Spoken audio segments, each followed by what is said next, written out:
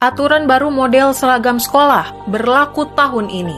Aturan baru model seragam sekolah untuk SD, SMP, dan SMA diatur dalam Peraturan Menteri Pendidikan Kebudayaan Riset dan Teknologi Nomor 50 Tahun 2022. Peraturan baru tentang model seragam sekolah tersebut diterbitkan pada 7 September 2022 dan sudah ditandatangani langsung oleh Nadiem Makarim. Dalam Peraturan Menteri Pendidikan, Kebudayaan, Riset, dan Teknologi disebutkan, jenis pakaian seragam sekolah terdiri dari seragam nasional dan seragam pramuka. Di luar dari kedua seragam itu, sekolah bisa mengatur pakaian seragam khas sekolah masing-masing.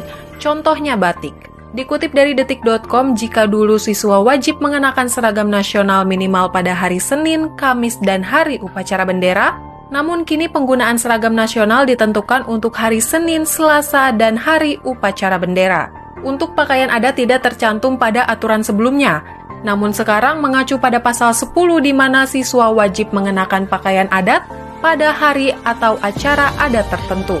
Untuk wilayah Aceh memiliki aturan tersendiri dalam penggunaan seragam sekolah. Pada pasal 6 tercantum bahwa siswa yang bersekolah di Provinsi Aceh dan beragama Islam wajib mengenakan pakaian seragam nasional sesuai kekhususan Aceh. Meski demikian, ketentuan seragam sekolah akan tetap mengacu pada pasal 5 terkait ketentuan model pakaian seragam nasional. Aturan terkait seragam sekolah terbaru ini berlaku mulai 9 September 2022 di seluruh sekolah di Indonesia.